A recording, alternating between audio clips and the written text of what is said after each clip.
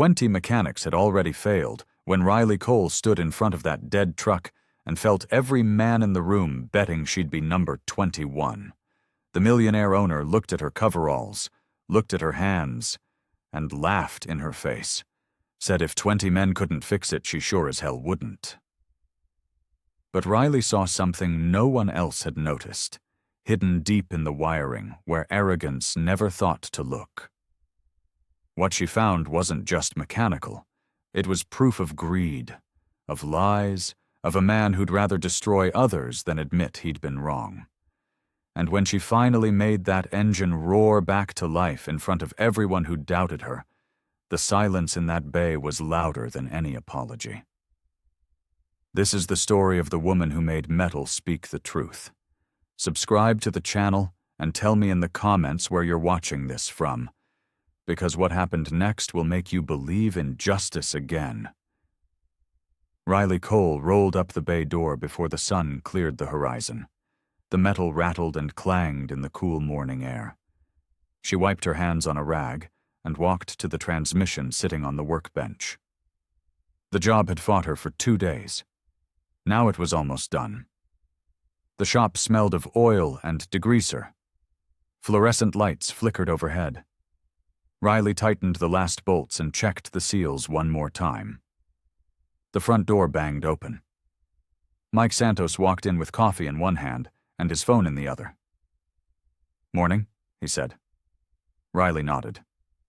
"Morning." TJ Hawkins came in 10 minutes later, laughing at something on his screen. He barely looked up. "You finished that tranny?" Mike asked. "Just now," Riley said. "Nice." Mike sipped his coffee and leaned against a toolbox. The dispatcher's voice crackled over the radio. "Lena, you got a call on line 2. Lena Morris appeared in the office doorway. She looked tired. Her shirt had grease on the sleeve from yesterday. "Riley, can I talk to you?" Lena asked. Riley set down her wrench and walked over. The office was small and cluttered. Invoices covered the desk. "What's up?" Riley asked. Lena crossed her arms. "Something big is coming in. Real big." "What kind of big?" "A long-haul truck. Dead. Been to 20 shops already." Riley frowned. 20. That's what they said. Nobody could fix it. Lena's voice was tight. "It's a fleet truck. The owner has money." "When's it coming?" "Any minute." Lena looked out the window toward the lot. "This could be good for us, or it could be bad."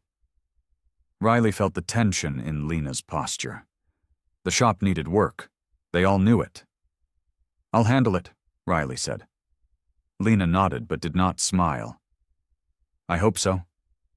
Riley walked back into the bay. Mike and TJ were talking about football. The radio played low in the background. Then she heard it. The deep rumble of a diesel engine. The sound grew louder. Riley stepped outside. A tow truck turned into the lot.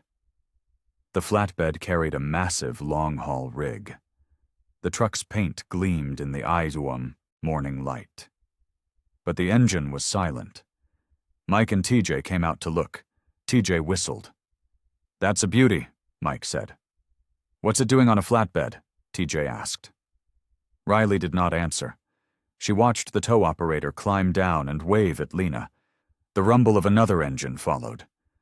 A black SUV pulled into the lot behind the tow truck. Riley's stomach tightened. She wiped her hands again and waited. The tow operator unhooked the straps. The big rig sat motionless on the flatbed. Its chrome exhaust stacks caught the sun. Lena walked over with a clipboard. The operator handed her paperwork. "Who's been working on this?" Lena asked. "Everybody." The operator laughed. 20 mechanics, maybe more. TJ stepped closer. "No way." "Way," the operator said. "It's been to dealerships, independent shops, even a factory tech. Dead as a brick." Riley studied the truck. The paint was perfect. The tires were new. Everything looked clean and expensive. "What's the story?" Mike asked.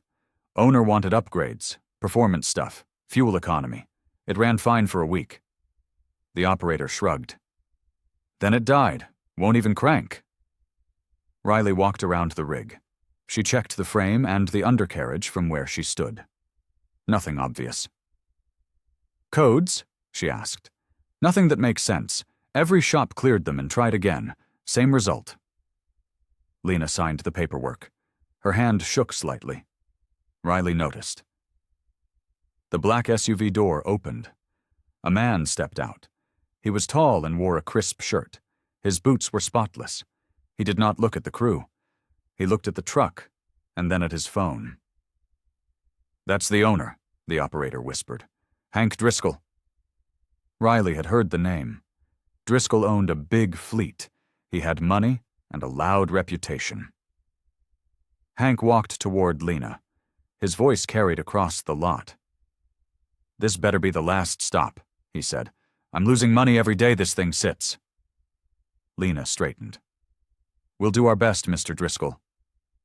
Your best? Hank looked at the shop. His eyes moved over the cracked concrete and the old toolboxes.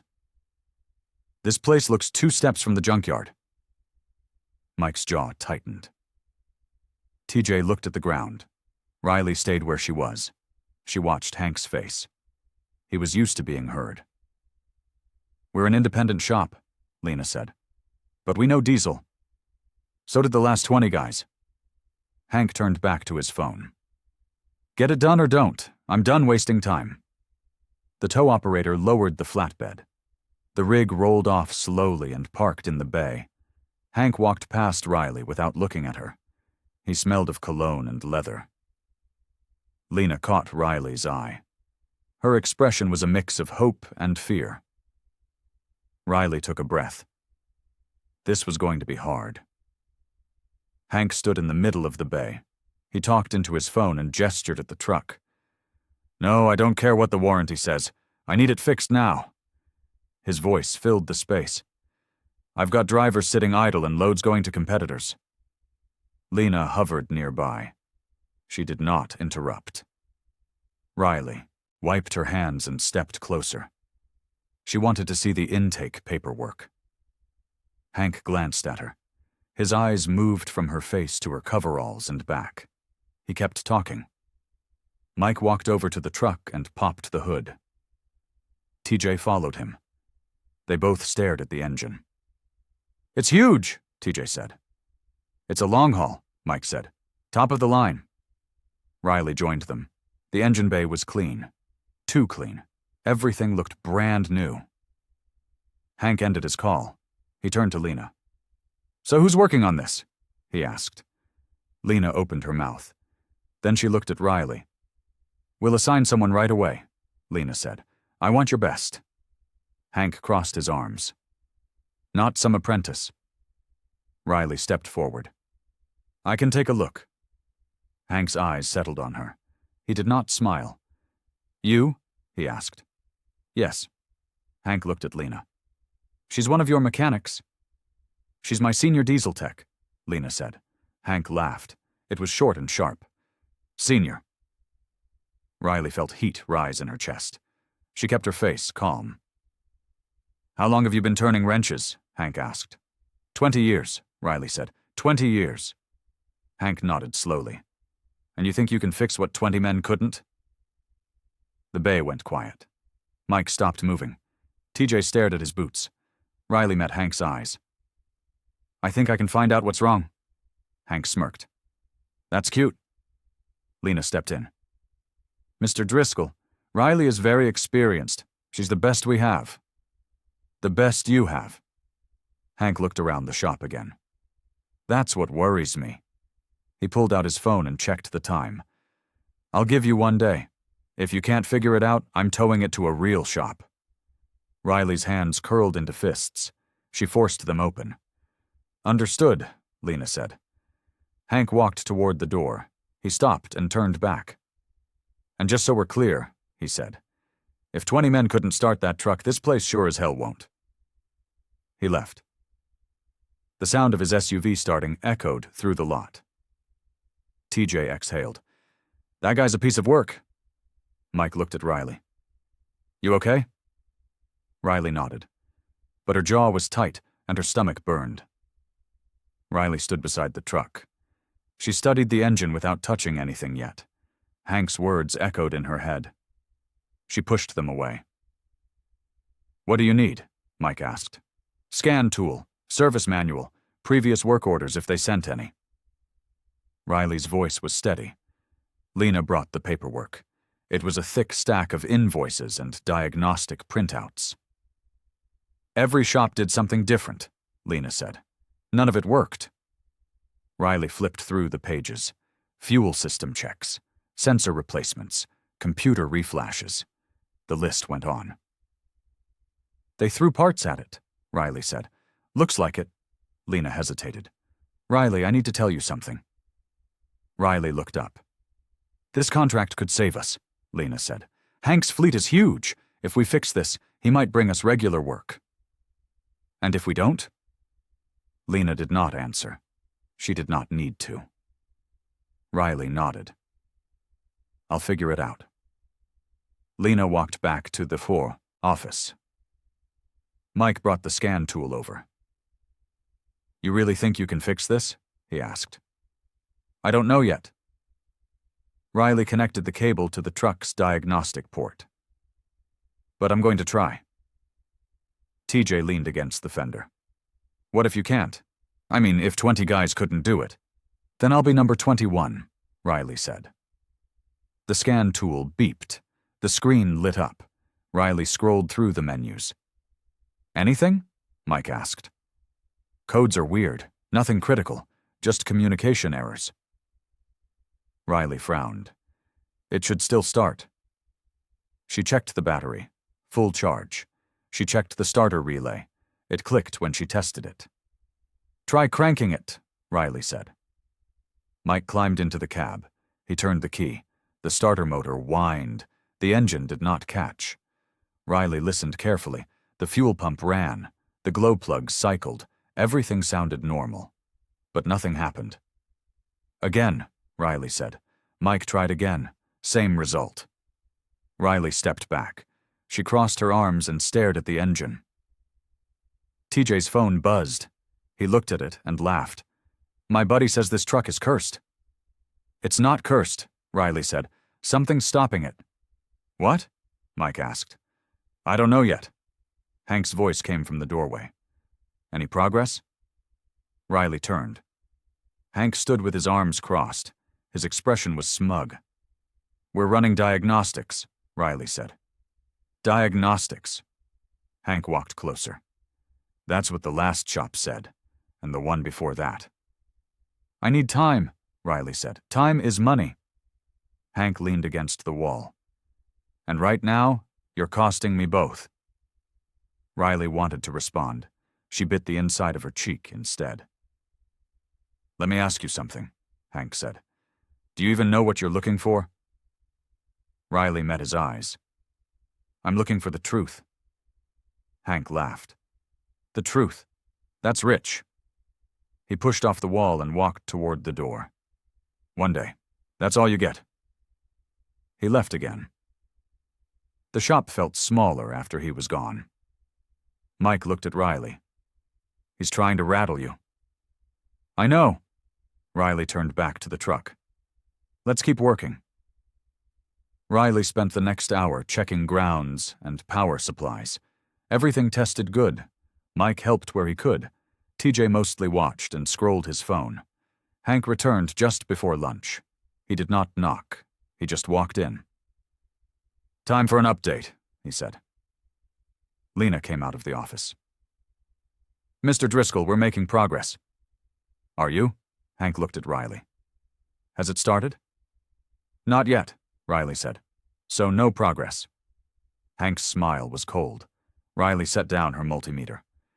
The systems are checking out, but something's blocking the start sequence. Blocking it. Hank repeated the words slowly.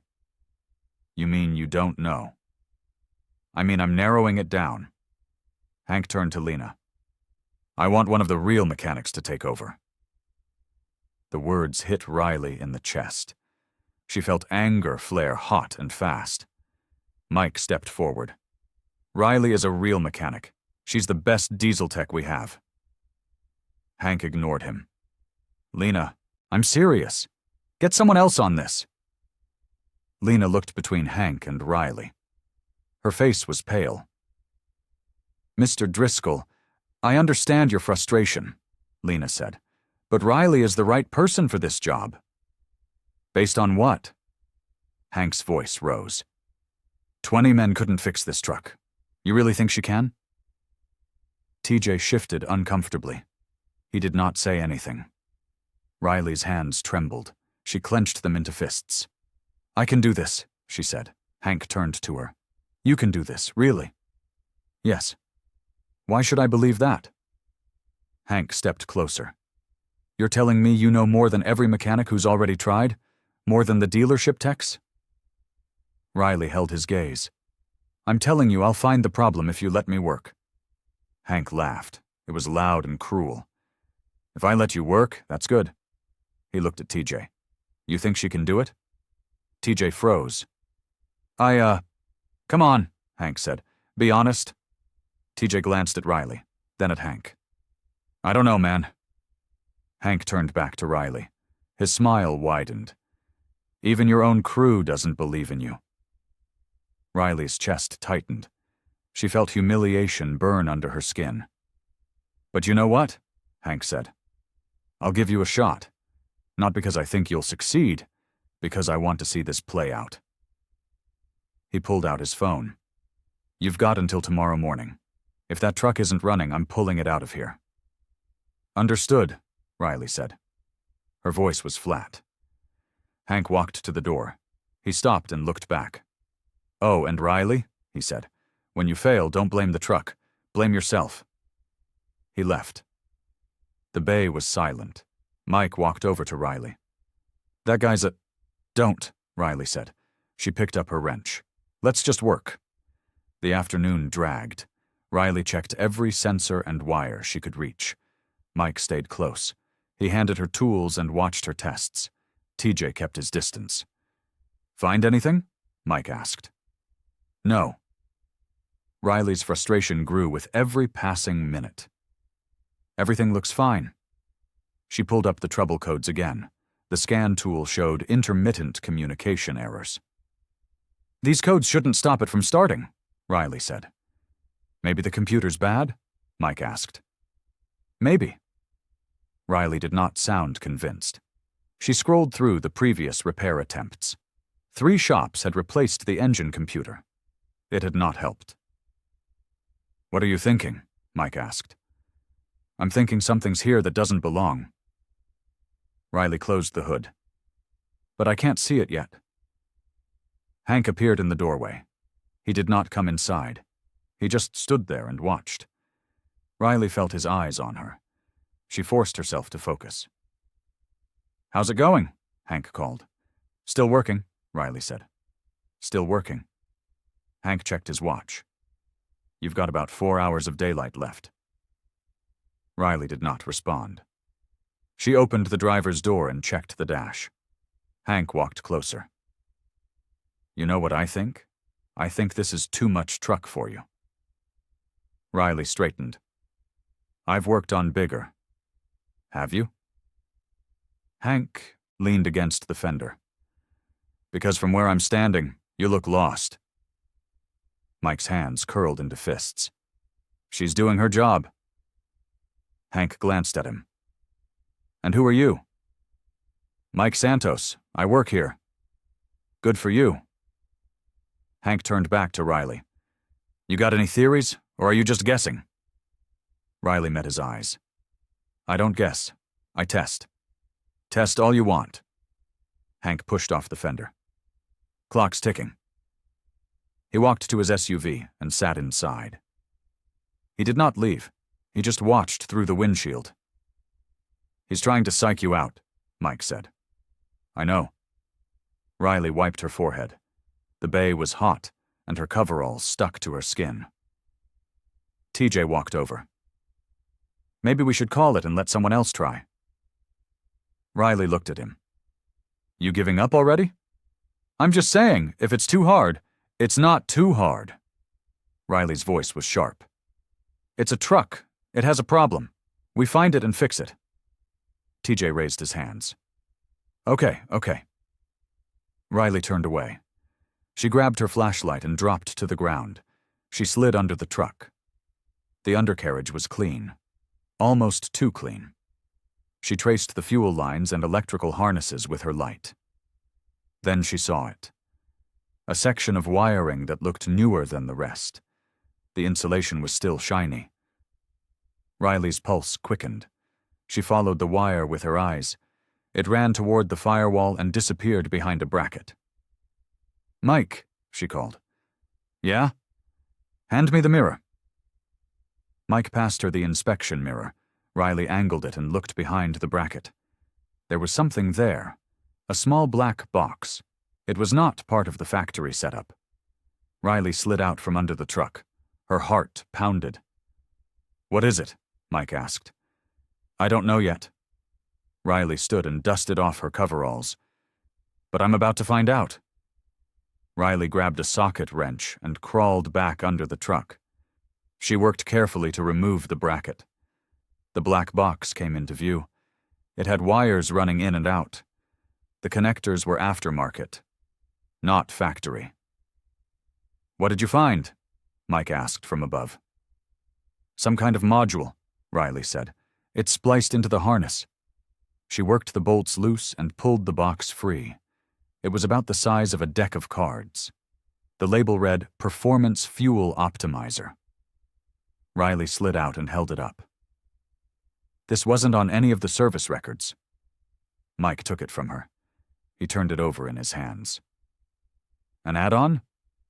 Looks like it. Riley stood and brushed dirt from her knees. TJ came over. He looked at the box and his eyes widened. Oh man, I've seen these on YouTube. YouTube?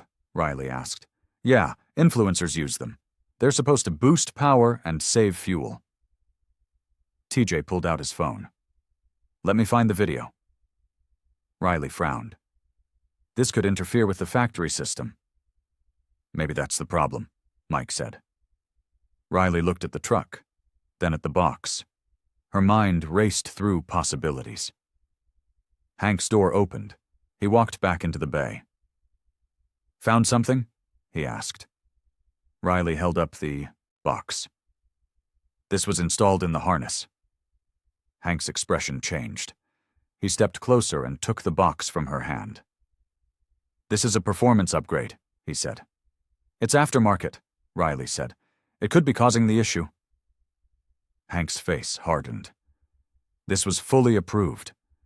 By who? Riley asked. By me. Hank's voice was cold. I paid good money for this. It's supposed to improve efficiency. Riley kept her tone even.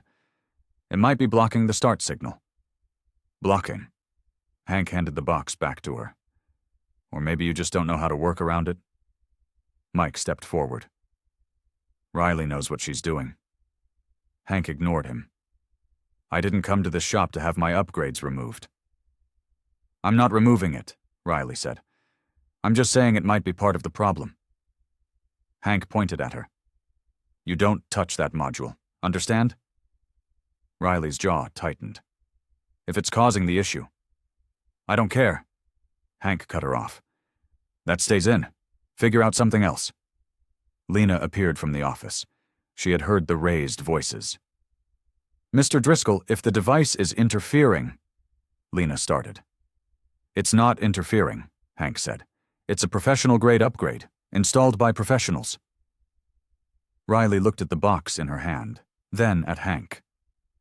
I need to test it. Test whatever you want, Hank said. But you're not removing it, and if I find out you did, I'm pulling every truck I own from this shop. The threat hung in the air. Lena's face went pale.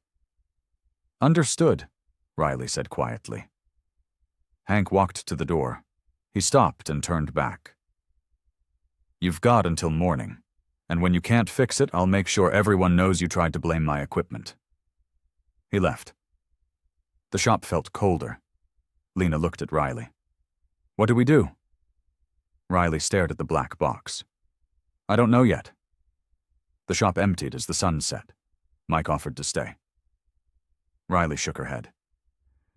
"Go home," she said. "I need to think." Mike hesitated.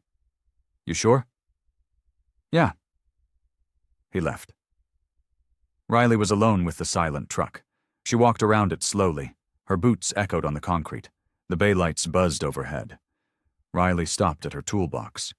She opened the top drawer. Inside was an old photo. 2 kids smiling at the camera. Her niece and nephew. They believed in her, even when others did not. Riley closed the drawer. She walked to the wall where her ASE certifications hung in cheap frames. 20 years of work. 20 years of proving herself. And still, men like Hank looked right through her. She turned back to the truck. The aftermarket box sat on her workbench. She picked it up and examined it under the light. The wiring was sloppy. The connectors did not match the factory spec. Whoever installed it had been in a hurry. Riley opened her laptop. She searched for the device model. Forums popped up. Complaints, warnings, failed starts. Her chest tightened. This was it. This was the problem. But Hank had forbidden her to remove it. And Lena could not afford to lose his business. Riley sat on a rolling stool.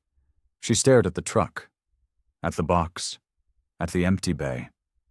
She thought about quitting, about walking away and letting someone else deal with it. But then she thought about Mike, about Lena, about the drivers whose livelihoods depended on trucks running right. Riley stood. She grabbed a notepad and started writing. Every test, every symptom, every code. If she was going to do this, she needed proof, real proof, the kind that could not be ignored. The bay door rattled. Riley looked up. Mike stood in the doorway. "Couldn't sleep," he said. "Figured you'd still be here?" Riley nodded. "I'm working through it." Mike walked over. He looked at the notepad, at the box, at Riley's tired face. "What are you going to do?" he asked. Riley did not answer right away. She looked at the truck, at the silent engine, at the truth hiding inside the metal. "I'm going to find out what really happened," she said, "even if it costs me everything." Mike stood beside her. "Then I'm staying too." Riley felt something ease in her chest. Not hope, not yet, but something close. Together they turned back to the truck. The night was long. The fight was just beginning. Riley and Mike worked through the night. They tested circuits and traced wiring by the harsh light of work lamps. "Check this," Riley said. She pointed to the voltage reading on her multimeter. "See how it spikes?" Mike leaned in. "That's not normal." "No, it's the box." Riley moved the probe to another wire. "It's interfering with the control signals." "Every time?" "Almost." Riley wrote down the numbers. "When the computer tries to start, this module sends conflicting data." Mike scratched his head. "So the engine thinks something's wrong, even when it's not." "Exactly." Riley set down the meter. "It's a safety lockout. The system won't crank if it detects a fault." Mike sat on an upturned bucket. "Can you bypass it?" "Maybe, but Hank said not to touch it." "Hank's an idiot." Riley almost smiled. "Yeah, but he's an idiot who can shut this place down." They worked in silence for a while. Riley photographed the wiring. She documented every test. "Why are you doing all this?" Mike asked. "What do you mean?" "The photos, the notes." Mike gestured at the paperwork. "Why not just fix it?" Riley looked at him. "Because when this blows up, I need proof." Mike nodded slowly. "You think it's going to blow up?" "I know it is." Riley turned back to the harness. "Hank's not going to admit his upgrade caused this. So what's the plan?" Riley did not answer right away. She followed a wire deeper into the firewall. Her flashlight caught something strange. "Mike, look at this." He crouched beside her. Riley pointed to a connector. The plastic housing was cracked. The pins inside were corroded. "That's not good," Mike said. "No." Riley touched it carefully. "This is fresh damage. Someone forced this connection." "When the box was installed." "Has to be." Riley took another photo. "They spliced it wrong. Probably in a hurry." Mike's expression darkened. "So Hank's upgrade didn't just fail. It damaged the truck." Riley nodded. Her stomach knotted with anger and vindication. "We need to show Lena," Mike said. "Not yet." Riley stood. "We need more, enough that he can't argue." They kept working. By dawn, Riley had filled 10 pages with data. Every test pointed to the same conclusion. The aftermarket box was killing the truck. Morning came too fast. Riley's eyes burned.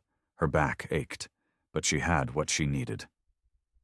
Mike brought coffee from the gas station. Riley drank it black and bitter. "You ready?" Mike asked. "As I'll ever be." They heard Hank's SUV before they saw it. The engine rumbled into the lot. Doors slammed. Hank walked in with another man. The stranger wore a suit and carried a tablet. "This is Ray," Hank said. "He's the installer. He's going to explain why your theory is wrong." Riley set down her coffee. "I have data." "So do I." Hank nodded at Ray. "Go ahead." Ray cleared his throat. "The Performance Fuel Optimizer is a proven system. We've installed hundreds." "And how many have failed?" Riley asked. Ray's smile tightened. "Failures are rare, usually caused by user error." "User error?" Riley picked up her notepad. "The truck's computer detected 15 separate fault events last night, all traced to signal interference." "Could be a wiring issue," Ray said. "It is a wiring issue." Riley showed him the photos.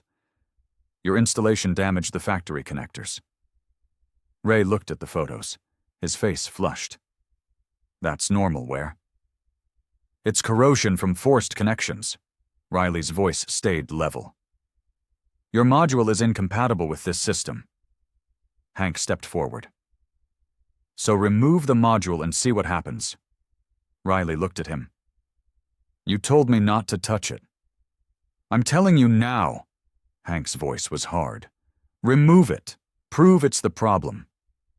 Riley felt the trap closing. If she removed it and the truck still did not start, he would blame her. If it did start, he would claim she broke something during removal. "I need it documented," Riley said. "Documented." Hank laughed. "You're stalling." "I'm being careful." "You're scared." Hank looked at Mike, then at TJ, who had just arrived. "She's scared because she knows she's wrong." TJ shifted uncomfortably.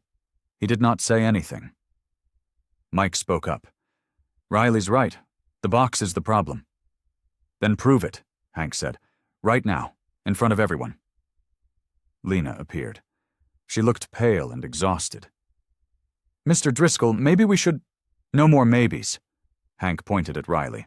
"Remove the box, start the truck, or admit you're out of your depth." Riley's hands trembled. She forced them still. "Fine," she said, "but I'm documenting every step." "Document whatever you want." Hank crossed his arms. "Just get it done." Riley worked slowly. She photographed the harness before touching anything. Mike held the camera. "This is the module," Riley said for the record. "Factory harness is here. Aftermarket splice is here." Hank watched from a few feet away.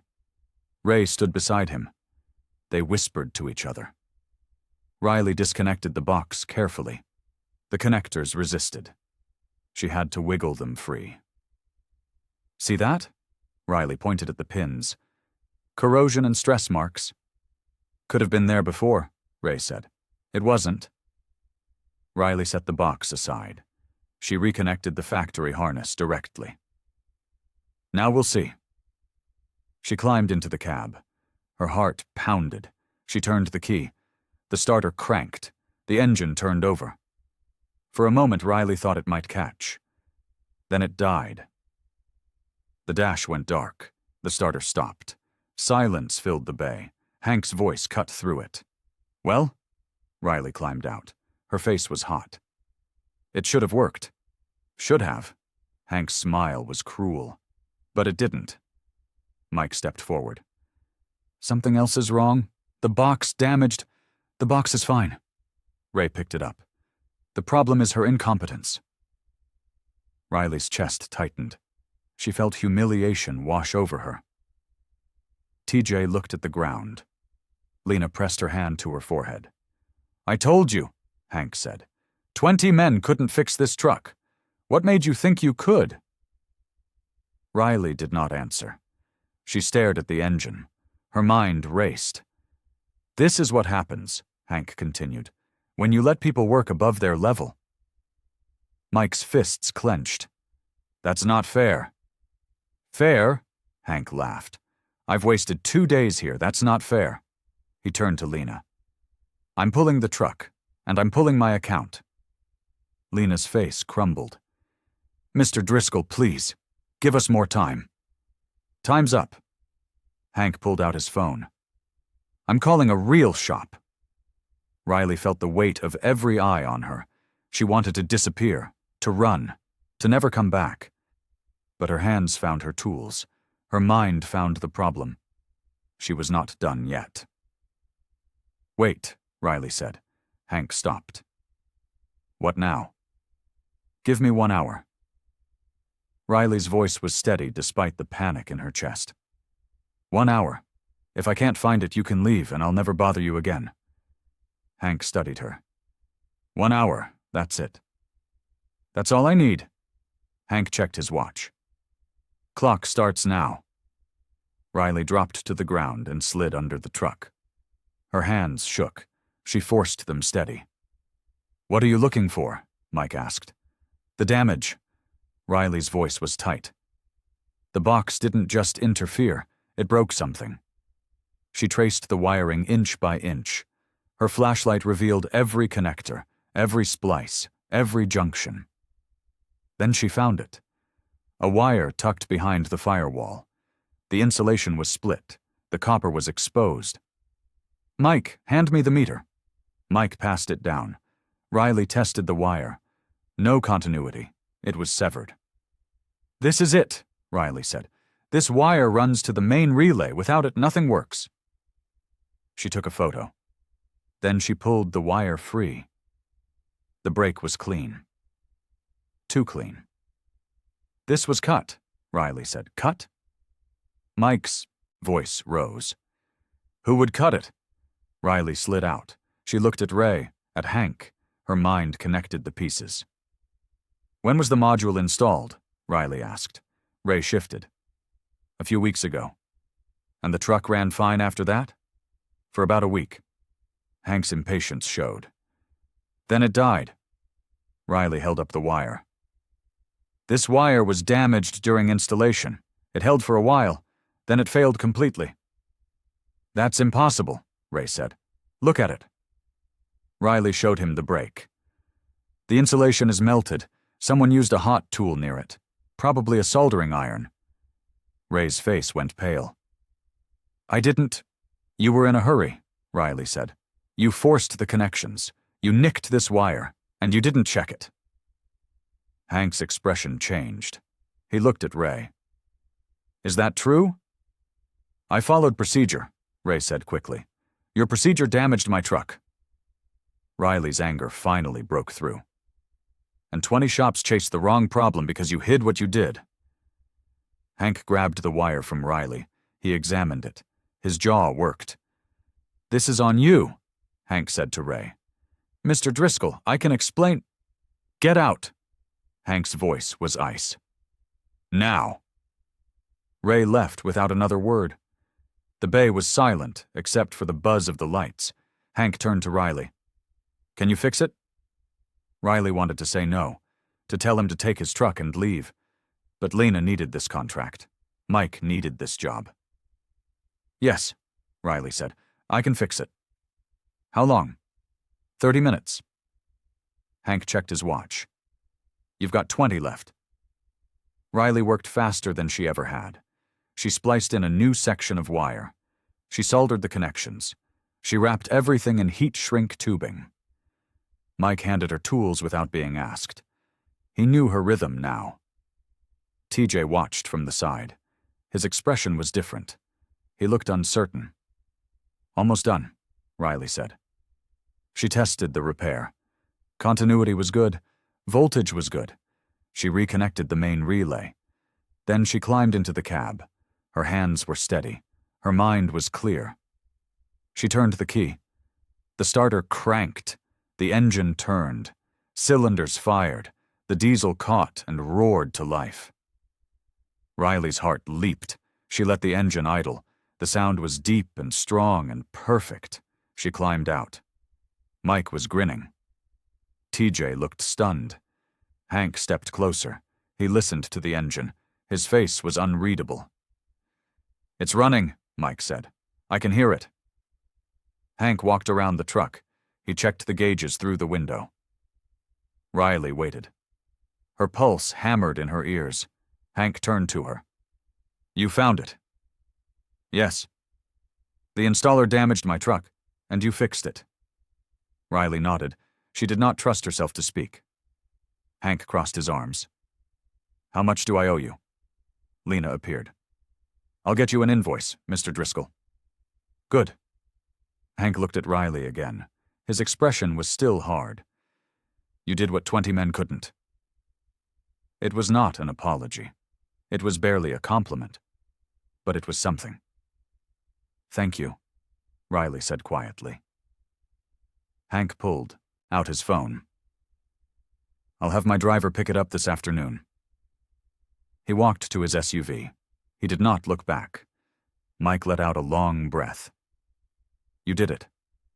Riley leaned against the fender. Her legs felt weak. Yeah. Lena touched Riley's shoulder. I knew you could. Riley wanted to believe her, but the doubt in Lena's eyes earlier still stung. TJ walked over. That was pretty cool. How you found that wire? Riley nodded. She was too tired to respond. The engine idled on, strong and steady. Proof that she was right. Proof that she knew what she was doing. But the shop was still quiet. And Hank's words still echoed. And Riley knew this fight was not really over. The rest of the day passed in a blur. Riley finished paperwork. She cleaned her tools. She tried to feel proud. But something gnawed at her. Hank's tone, his refusal to admit he was wrong, the way he blamed Ray but not himself. Mike noticed. You okay? I'm fine. You don't look fine. Riley wiped her hands. I fixed his truck. But he still thinks I'm lucky. Who cares what he thinks? I do. Riley's voice was quiet. Because he's going to tell people his version, and it won't include me. Mike frowned. What do you mean? I mean, he'll say the truck was broken by bad installation. He'll say he brought it here and someone fixed it. He won't say who. That's not fair. It's how it works. Riley closed her toolbox. Men like Hank don't give credit. They take it. Lena came out of the office. She looked relieved but exhausted. Riley, can I talk to you? Riley followed her into the small office. Lena closed the door. You did great today, Lena said. Really great. Thanks. Lena hesitated. But I need to ask you something. Riley waited. When you confronted Hank about the module, Lena said, when you pushed back, that was risky. I know. We almost lost everything. Lena's voice cracked. I can't afford to lose big clients, Riley. You know that. Riley's chest tightened. I was right. You were, but being right doesn't always matter. Lena sat at her desk. I need you to be careful. To think about the shop, not just yourself. The words stung. Riley felt anger and hurt twist together. I fixed the truck. You did. And I'm grateful. Lena looked at the bills on her desk. But we can't fight every battle. Sometimes we have to let things go. Riley understood. She understood too well. Let things go meant let yourself be disrespected. Let yourself be doubted. Let yourself be small. Is that all? Riley asked. Lena nodded. Yeah, that's all. Riley left the office. Mike was outside. Everything okay? Fine. Riley grabbed her jacket. I'm going home. She walked to her truck. The sun was setting. The shop looked tired in the orange light. Riley sat in her truck for a long time. She thought about quitting, about finding a job somewhere else, somewhere she would not have to fight for every ounce of respect. But she knew the truth. There was no such place. Not for her, not yet. She started the engine and drove home. The next morning, Riley arrived to find Hank's truck gone. Mike said the driver picked it up at dawn. Did he say anything? Riley asked. Just signed the paperwork and left. Mike poured coffee. No problems. Engine sounded perfect. Riley should have felt satisfied. She did not. TJ walked in late again. He looked at Riley differently now. Less dismissive, more curious. Hey, Riley, TJ said. Can I ask you something? Sure. How did you know it was the wire? TJ leaned against the bench. I mean, you went right to it. Riley shrugged. Experience. I've seen similar damage before. But 20 other guys missed it. They were looking in the wrong place. Riley checked the day's work orders. They assumed the problem was complicated. Sometimes it's simple. TJ nodded. That's cool. I mean, the way you traced it and everything. Riley glanced at him. It was not much, but it was more than he had given her before. Thanks, she said. The phone rang. Lena answered in the office. Her voice rose. What? When? Riley and Mike exchanged looks. Lena appeared in the doorway. Her face was pale. That was Hank, Lena said. Riley's stomach dropped. What's wrong? He's not paying. What? Mike stepped forward. Why not? He says the repair should have been covered under warranty. He says we should bill the module manufacturer. Riley felt cold. That's not how this works. He says it is. Lena's hands shook. He says since the installer caused the damage, we should go after them for payment. But we fixed it, Riley said. We put in the time and the parts. I know. Lena looked sick. But he's refusing to pay, and his lawyer sent a letter. Mike's voice was hard. He's screwing us. Yes. Lena sank into a chair. He is. Riley's mind raced. The invoice was nearly $2,000. Parts and labor, hours of work, money the shop desperately needed. What do we do? TJ asked.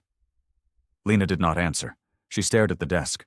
Riley felt rage build in her chest. She had been right. She had fixed the truck. And now Hank was using legal tricks to avoid payment. We fight it, Riley said. Lena looked up. Riley, we can't afford a lawyer. Then we go public. Riley's voice was steady. We tell people what he did. He'll destroy us, Lena said. He has connections, money. We have nothing. Riley wanted to argue, but she knew Lena was right. They were trapped.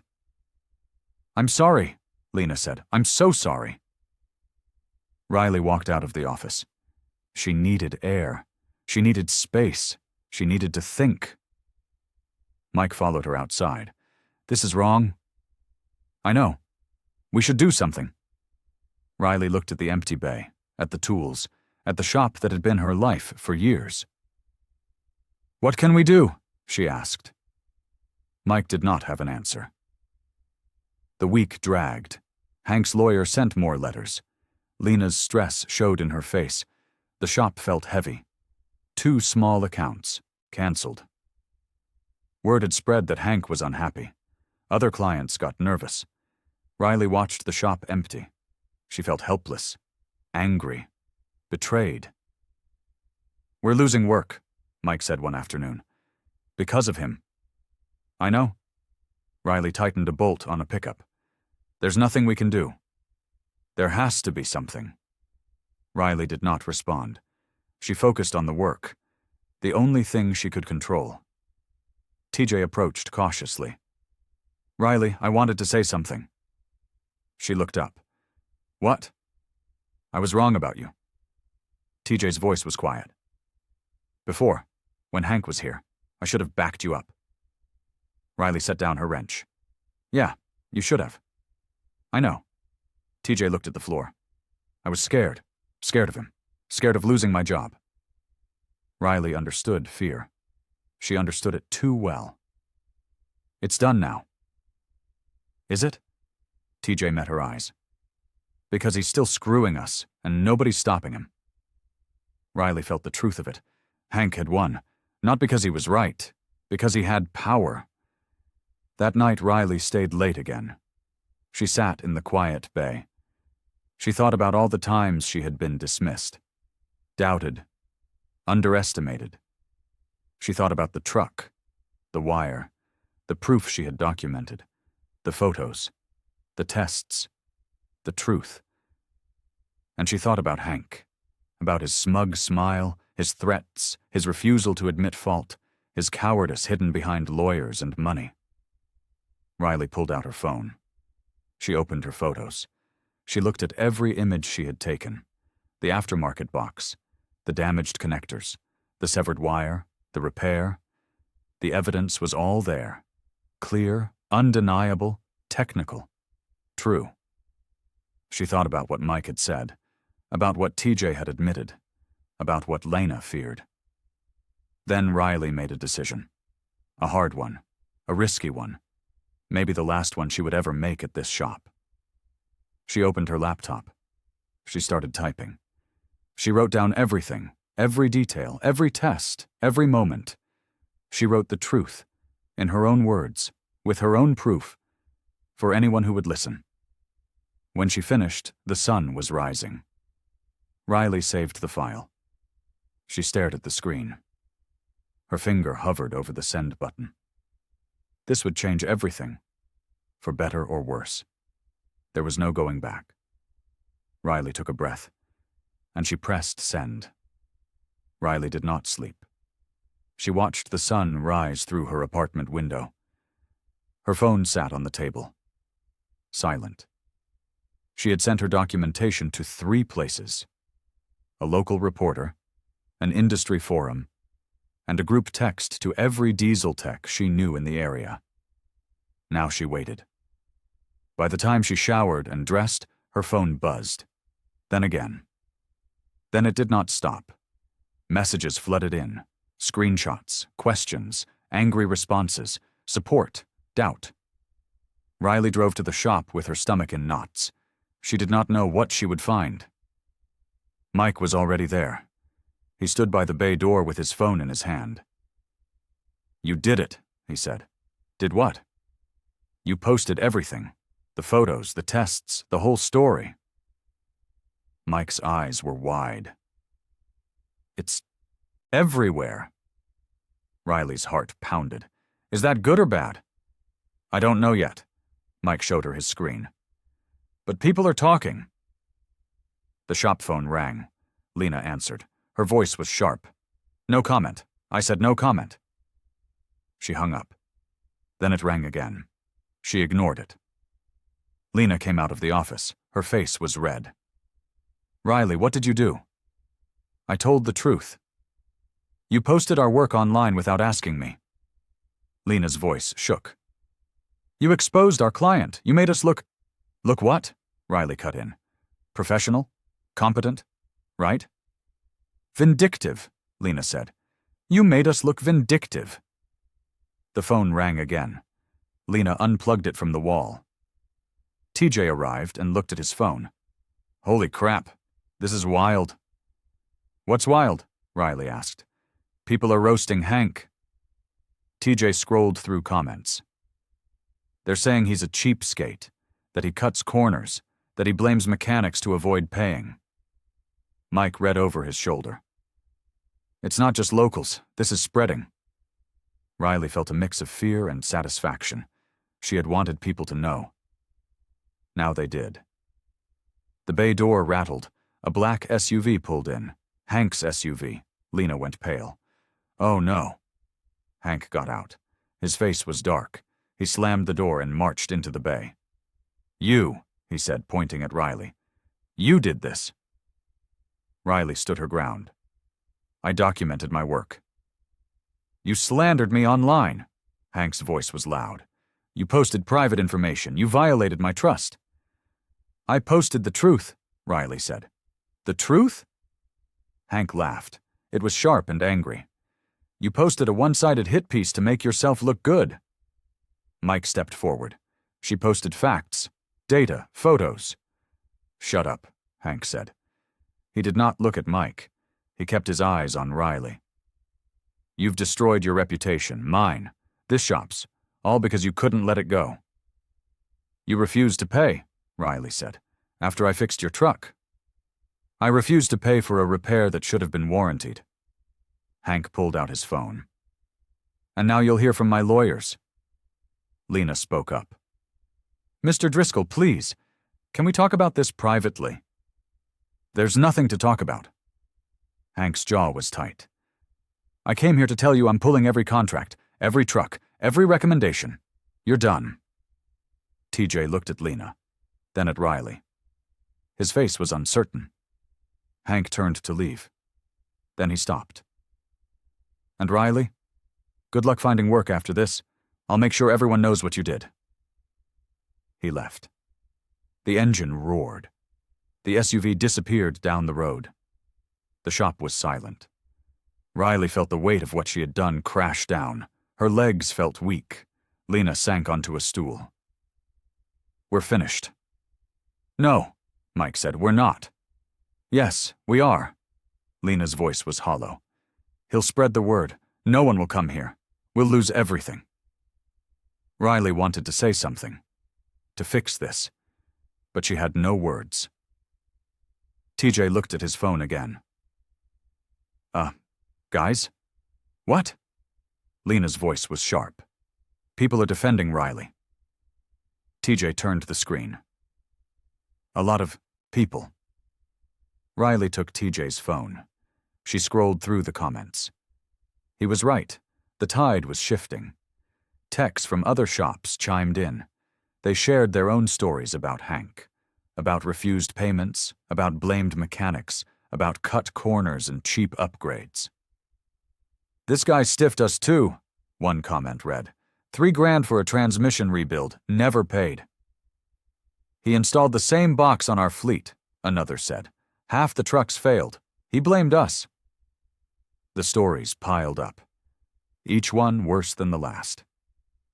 A pattern emerged, clear and damning. Mike read over Riley's shoulder.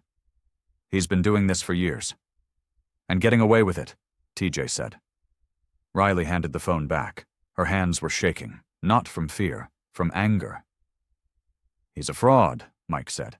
He uses his money to bully people into silence. Lena stood. She walked to the office. Her movements were slow, defeated. Riley followed her. Lena, don't. Lena sat at her desk. Just don't. I had to do something.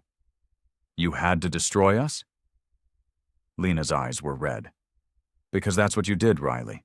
You made a choice, and now we all pay for it. Riley felt the accusation hit. It was not fair, but it was not entirely wrong either. I'm sorry, Riley said.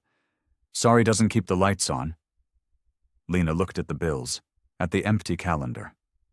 We have maybe 2 weeks, then I have to shut down. Riley left the office. She felt hollow.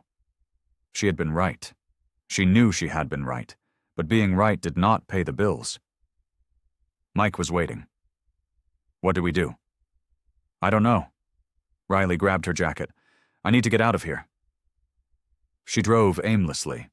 She passed other shops, other mechanics, people who were working, people who had not risked everything for pride. Riley pulled into a parking lot. She sat in her truck and stared at nothing. Her phone buzzed constantly. Messages from other texts. Support. Questions. Anger. One message stood out. It was from a name she did not recognize. "I'm a reporter. Can we talk?" Riley stared at it. Then she called the number. A woman answered. "This is Maya Collins." "You texted me," Riley said. "About Hank Driscoll." "Yes. I write for the regional paper." Maya's voice was professional. "I've been following the story online. I'd like to hear your side." "My side is already online." "I know, but I want to do a full piece, with interviews, context, background." Maya paused. "People need to know what really happened." Riley hesitated. "Will it help?" "I don't know, but silence never does." Riley thought about Lena, about the shop, about the risk. "Okay, let's talk." Riley met Maya at a coffee shop. Maya was younger than Riley expected. She had sharp eyes and a recorder on the table. "Tell me everything," Maya said. Riley did. She explained the truck, the 20 shops, the aftermarket box, the damaged wire, the fix, the refusal to pay, the threats, all of it. Maya took notes. She asked clarifying questions. She did not judge. She just listened. "Can I see the documentation?" Maya asked. Riley pulled out her phone. She showed the photos, the test results, the repair process, everything she had posted online. Maya studied each image carefully. "This is solid work." "I know. And Driscoll knows it too." Maya set down the phone. "That's why he's scared." "He doesn't seem scared. He seems angry." "Anger is fear wearing a mask." Maya smiled. "Trust me, I've covered enough powerful men to know." Riley felt a flicker of hope. "So what happens now?" "I write the story. I contact Driscoll for comment. He'll probably refuse." Maya leaned back. "But other mechanics will talk. They already are. And when people see a pattern, they stop listening to the loudest voice." "How long?" 2 days, maybe 3. Maya packed up her recorder. "I'll send you a draft before it runs." Riley drove back to the shop. Mike and TJ were there. So was Lena. They sat in the bay eating sandwiches. "Where were you?" Mike asked. "Talking to a reporter." Lena looked up. "Riley." "I know, I'm making it worse." Riley sat on a creep stool. "But we can't just let him win." "He's already won," Lena said. "No, he hasn't." Riley's voice was firm. "He's scared. That's why he's threatening us. That's why he's trying to shut us down." TJ spoke up. "She's right. I've been reading the comments. People are pissed at him." "Being pissed doesn't pay our bills," Lena said. "No, but it means we're not alone." Riley looked at each of them. "We did the work. We fixed the truck. We told the truth. That matters." Mike nodded. "It does." Lena did not respond. She just stared at her sandwich. Untouched. Cold. The next 2 days were brutal. No new work came in. Existing jobs were finished quickly. The phone stayed silent. Riley showed up every day. She cleaned, she organized, she waited. Mike and TJ did the same. They did not talk much, but they stayed. That meant something. On the 3rd day, Maya's article ran. Riley read it on her phone. The headline hit hard. "Local mechanic exposes fleet owner's pattern of unpaid bills and dangerous cost-cutting." The article was detailed. "Fair. Devastating," it quoted Riley. "Other mechanics. Industry experts. Even a lawyer specializing in contractor disputes. Hank was mentioned by name. His company was named. His practices were laid bare. Public record unpaid judgments were cited. Everything was documented. Everything was true." Riley's phone exploded. Messages poured in. Some supportive, some angry, some from other people who had been burned by Hank. Mike read the article. "This is big."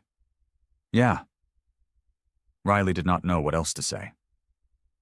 Lena came out of the office. She had printed the article. She held it in her hands. Did you read it? Riley asked. Yes. Lena's voice was quiet. And? Lena looked at Riley. Her eyes were wet. I'm sorry. For what? For doubting you. For asking you to be small. For caring more about money than what was right. Lena set down the paper. You did what I should have done. Riley felt something break in her chest. Relief, grief, exhaustion, all at once. We're still broke, Riley said. I know. Lena smiled a little. But at least we're broke and honest. The article spread. It was shared, discussed, debated. Hank's name became mud in the local trucking community. By the end of the week, 2 things happened. First, a small fleet owner called. He needed brake work. He asked specifically for Riley. I read about what you did, he said. That took guts. I want someone with guts working on my trucks. Lena booked him. 1 job. But it was something. The second thing was worse. Hank's lawyer sent a cease and desist letter. It threatened legal action for defamation and tortious interference. Lena read it aloud in the office. Her hands shook. They're suing us. Let them sue, Mike said. Everything Riley said is true. Truth doesn't matter if we can't afford a lawyer, Lena said. Riley felt the trap tighten again. They had exposed Hank, but he still had power. He still had money. He could still destroy them. That night, Riley sat in the empty bay. She thought about giving up, about walking away, about finding a job at a dealership where she could just turn wrenches and go home. But then she thought about Ernie, the driver, his livelihood tied to that truck, to machines that needed care, to people who knew how to give it. She thought about Mike, about TJ, about Lena, about every tech who had been silenced by fear and money. She thought about the wire, the simple, severed wire that had caused so much trouble. That could have been found earlier if anyone had looked past their assumptions. Riley stood. She walked to her toolbox. She opened the drawer and pulled out a folder. Inside were all her original notes, her photos, her documentation. She had proof. Real proof. The kind that did not care about lawyers or threats or power. The kind that lived in metal and wire and truth. She called Maya. I need your help. What do you need? Maya asked. I want to do a demonstration, public, with the actual parts. Riley's voice was steady. I want to show everyone exactly what happened. No arguments, no spin, just the truth. Maya was quiet for a moment. That's risky. I know. Driscoll will show up. He'll try to stop you. Good, Riley said. Let him try. Maya arranged for the demonstration to happen at a local trade show. Diesel techs, fleet managers, industry reps, everyone would be there. Riley spent 2 days preparing. She built a display, she printed diagrams, she brought the actual aftermarket box, the damaged wire, the photos, everything. Mike and TJ helped. Lena watched nervously but did not stop them. This could backfire, Lena said. It could, Riley agreed. But doing nothing definitely will. The morning of the trade show arrived. Riley loaded everything into Mike's truck. Her hands were steady. Her mind was clear. They set up, the booth early. Riley arranged everything carefully. Technical, professional, undeniable. People started arriving. Techs stopped by. They looked at the display. They asked questions. Riley answered each one calmly. Factually. Word spread through the show. A crowd formed. Maya appeared with her camera. She did not say anything. She just documented. Then Hank arrived. He pushed through the crowd. His face was red. Ray, the installer, was with him. So was a man in a suit. This is harassment, Hank said loudly.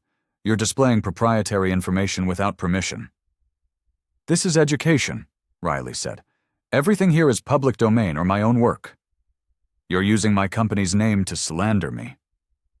I'm using facts to explain what happened. Riley gestured at the display. Anyone can verify it. The man in the suit stepped forward.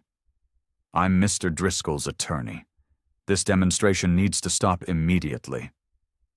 Why? Riley asked. Because you're making false claims. Which claims are false? Riley pointed at the aftermarket box. This was installed on the truck. Here's the invoice with Mr. Driscoll's signature. She held it up. The crowd leaned in. This box interfered with the factory system, Riley continued. Here are the voltage readings, the fault codes, the timeline. She showed each piece, methodically, clearly. The crowd was silent. During installation, this wire was damaged. Riley held up the severed wire. You can see the heat damage, the forced connection, the failed insulation. Ray shifted uncomfortably. Hank glared at him. When I repaired this wire, the truck started immediately. Riley played a video on a tablet, the engine roaring to life. No other changes were made. The crowd murmured, heads nodded. Techs pointed and discussed quietly. Hank's attorney spoke up. This is circumstantial. You can't prove causation. I can. Riley met his eyes. I have the complete diagnostic log. Every test, every measurement, all time-stamped, all documented. She handed him a thick binder. Page 47 shows the exact moment the interference was detected. Page 62 shows the wire failure. Page 81 shows the successful repair. The attorney flipped through it. His expression changed. Hank grabbed his arm. Don't look at that. But it was too late. The attorney closed the binder. He looked at Hank. We need to talk, privately. Hank's face went from red to purple. This is a setup. This is the truth, Riley said, and everyone here knows it. A voice came from the crowd. She's right. I've seen the same damage on 3 trucks with that box. Another voice. Driscoll refused to pay us too. Same excuse, same threats. More voices joined in. The crowd shifted. Not toward Hank. Away from him. Hank looked around. His confidence cracked. His arrogance fell away. What remained was smaller, weaker, exposed. You've ruined me, he said to Riley. No, Riley said quietly. You ruined yourself. I just stopped pretending I didn't see it. Hank left the trade show without another word. His attorney followed. Ray stayed behind.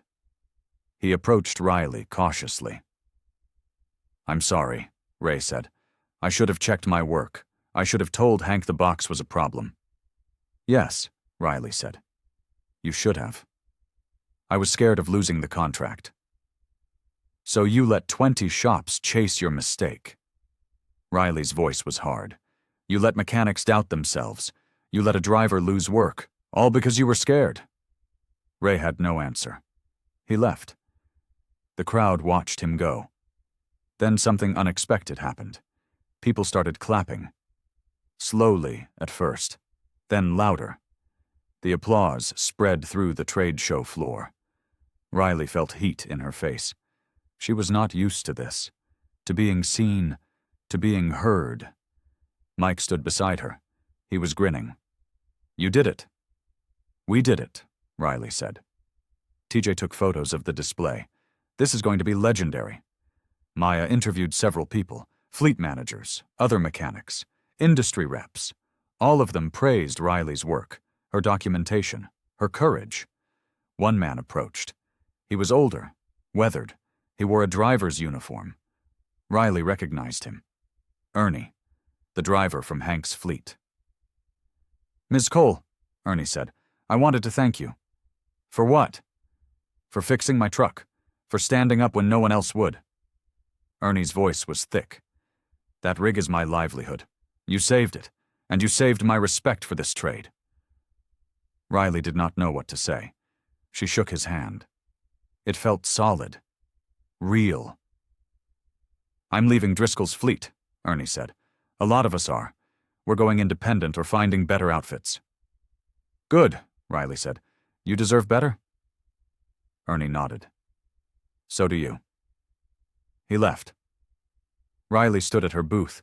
The crowd slowly dispersed. The trade show continued around her. Mike started packing up the display. "What now?" "Now we go back to work," Riley said. "You think we'll have any?" Riley looked at her phone. 7 new messages, all from fleet managers or owner-operators, all asking for quotes. "Yeah," Riley said. "I think we will." The shop changed after the trade show. Word spread fast. Riley's name became known, not as a curiosity, as a standard. Work came in steadily. Small jobs at first, then bigger ones. Fleet vehicles, long hauls, complex diagnostics that other shops had given up on. Lena hired another mechanic, then another.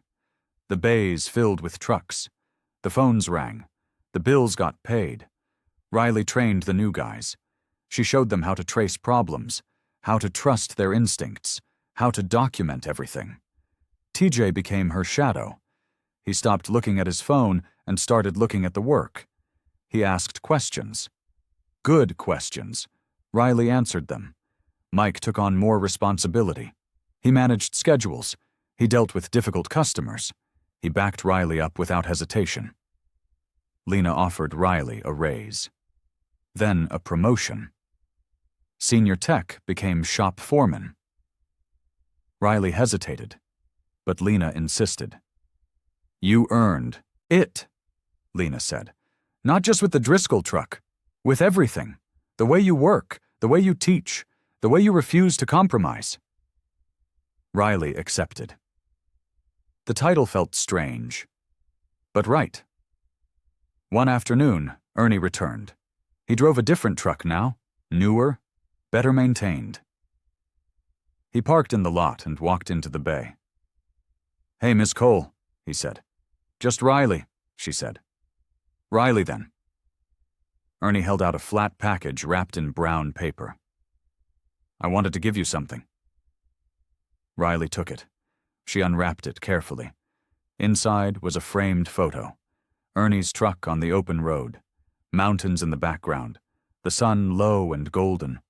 On the bottom he had written, "To Riley Cole.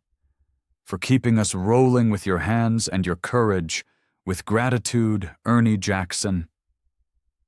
Riley stared at it. Her throat tightened. She did not trust herself to speak. "I took it last week," Ernie said. "Out in Colorado. That truck purrs because of you. Every mile I drive, I think about that." "Thank you," Riley said quietly. Ernie smiled. "No, thank you." He left. Riley held the photo. Mike and TJ came over to look. They read the inscription. They did not make jokes. They understood. Riley walked to the office wall. She moved some old calendars and safety posters. She hung the photo in the center, where everyone could see it. Lena came out. She looked at the photo.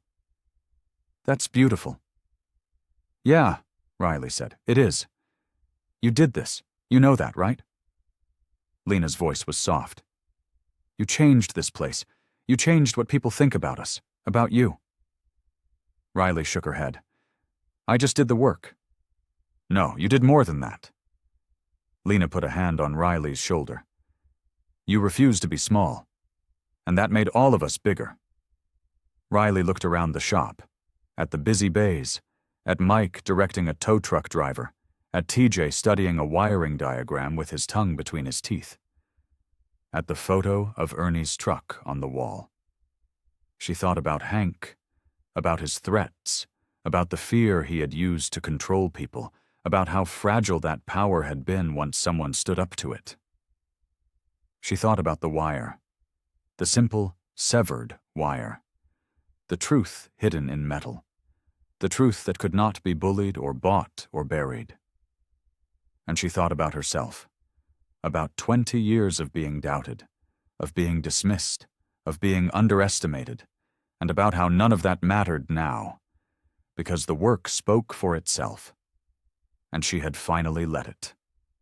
3 months passed, The shop thrived. Riley's reputation grew beyond the local area. She got calls from across the state, training requests, consulting jobs, speaking invitations. She turned most of them down. She preferred the bay, the tools, the work. But she accepted a few, the ones that mattered. One morning, a familiar black SUV pulled into the lot. Riley tensed, but it was not Hank. It was a woman, mid-40s, professional. She introduced herself as Karen Driscoll, Hank's ex-wife. "I wanted to meet you," Karen said. "I read about what happened." Riley waited, uncertain. "Hank and I divorced 2 years ago," Karen said. "I left because of his lies, his abuse, his need to control everything and everyone." "I'm sorry," Riley said. "Don't be." Karen's smile was sad. "What you did, exposing him, it helped me. It validated what I'd been saying for years, that he was the problem. Not me, not everyone else. Him." Riley understood. It wasn't easy. I'm sure it wasn't, but it was necessary. Karen held out her hand. "Thank you." They shook. Karen left. Riley watched the SUV drive away. She felt a strange sense of closure. Not complete, but enough. The shop settled into a new rhythm. Busy, productive, respectful. Mike and TJ joked with Riley now. Not at her. With her. The difference mattered. New techs came and went. The good ones stayed. They learned from Riley. They absorbed her standards, her precision, her refusal to cut corners or blame others. The photo of Ernie's truck stayed on the wall. Other drivers brought their own photos, their own thanks. The wall filled with images of trucks on the road, running strong, proof of work done right. Lena gave Riley her own bay. Her name went on the door. "Riley Cole, Master Diesel Technician." Riley protested. Lena insisted. The sign stayed. On a Friday afternoon, a young woman walked into the shop. She looked nervous. She wore clean coveralls and carried a toolbox. "I'm looking for Riley Cole," she said. Riley stepped forward. "That's me." "I'm Sarah. I'm a first-year apprentice at the tech school." Sarah's voice shook slightly. "My instructor told me to come talk to you. She said you're the best." Riley felt something stir in her chest. Pride, responsibility, hope. "What can I do for you?" "I want to learn. I want to be as good as you." Sarah looked around the shop, at the busy bays, at the trucks, at the photo wall. "I want to work somewhere that respects what I can do." Riley looked at Lena. Lena nodded. They could always use good help. "Can you start Monday?" Sarah's face lit up. "Yes, thank you. Thank you so much." "Don't thank me yet," Riley said. "The work is hard. The hours are long, and sometimes people will doubt you for reasons that have nothing to do with your skills." "I know," Sarah said. "But you proved they can be wrong, and that's what matters." Riley smiled. "For real, deep and genuine." "Yeah, I guess I did." Sarah left to fill out paperwork. Mike walked over. "Another one?" "Another one," Riley confirmed. "You're building something here," Mike said. "You know that?" Riley looked at the shop, at the work, at the wall of trucks, at the people who had stood by her, who had learned from her, who had believed in her when it counted. "We're building something," Riley said, "together." The afternoon sun slanted through the bay doors. The smell of diesel and grease and honest work filled the air.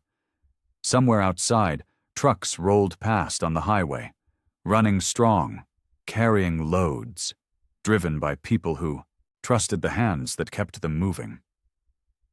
And in this small shop off a Texas interstate, Riley Cole hung her wrench on the pegboard and smiled.